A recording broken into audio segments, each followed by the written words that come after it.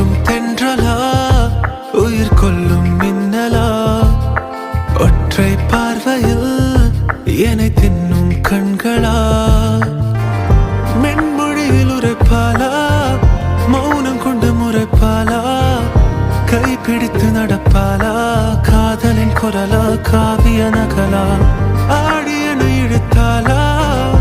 ஆவியில திளைத்தாலா ஆண் மனதை துளைத்தாலா